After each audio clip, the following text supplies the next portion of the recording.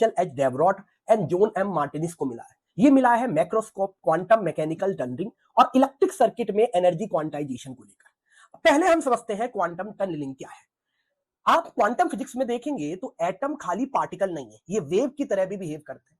और यही एक सिद्धांत आता है जिसे हेजनबर्ग अनसर्टेनिटी प्रिंसिपल कहते हैं, जिसका कहना है किसी भी कण की एनर्जी या गति, मोमेंटम का पता है तो उसकी सटीक पोजीशन के बारे में बताया नहीं जा सकता।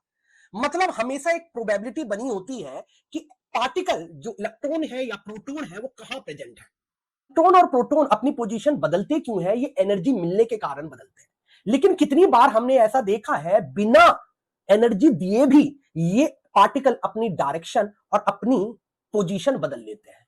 इसी फिनोमिना को क्वांटम टनलिंग कहते हैं। होता क्या है, क्वांटम फिजिक्स में एटम खाली पार्टिकल नहीं है, ये वेव की तरह भी बिहेव करते हैं। और यहीं पे सिद्धांत आता है हेजनबर्ग अनसर्टेनिटी प्रिंसिपल का। किसी भी पार्टिकल की ऊर्जा या गति का पता हो तो उसकी सटीक पोजीशन बताने में अनिश्चितता हो सकती है। और यहीं पे प्रोबेबिलिटी आती है कि वो एटम या पार्टिकल कहां है, इसे बताना बड़ा मुश्किल होगा। कितनी बार ये एटम और पार्टिकल अपनी पोजीशन चेंज करते हैं बिकॉज ऑफ एनर्जी। ज्यादा एनर्जी देंगे तो ये पार्टिकल अपनी सेल को छोड़कर दूसरी सेल्स में चला जाएगा।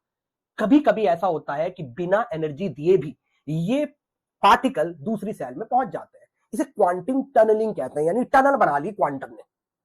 एग्जाम्पल के लिए सूरज का ही एग्जाम्पल लीजिए, जहां न्यूक्लियर फ्यूजन होगा। यहां पर दो प्रोटॉन एक साथ आते हैं और एक दूसरे को धकेल रहे हैं, दोनों पॉजिटिवली चार्ज है, लेकिन उसके बावजूद भी इतने करीब आ जाते हैं कि न्यूक्लियर फोर्स वर्क करने लगता है, वो उन्हें बांध देता है और सूरज में ट्रेमेंडस अमाउंट ऑफ एनर्जी रिलीज होती है। ये भी एग्जाम्पल क्वांटम टनलिंग का है। जैसे आप समझिए एक और एग्जाम्पल से, स्कैनिंग टनलिंग माइक्रोस्कोप। इसमें क्या है, एक धातु की टिप को सैंपल के बहुत करीब लाया जाता है, के पास बहुत पास लाया जाता है, और उसमें जो करंट यानी इलेक्ट्रोमैग्नेटिक फोर्स बनता है, इस फोर्स के कारण हम सेफ पता कर पाते हैं कि डीएनए की क्या है। इसे स्कैनिंग टनलिंग माइक्रोस्कोप कहते हैं, एसटीएम। और एग्जांपल समझे तो आपको पता होगा एक मूर्स लॉ होता है। मूर्स लॉ का कहना है कि किसी भी आईसी चिप पे नंबर ऑफ ट्रांजिस्टर हर 2 साल पे बढ़ते जा रहे हैं।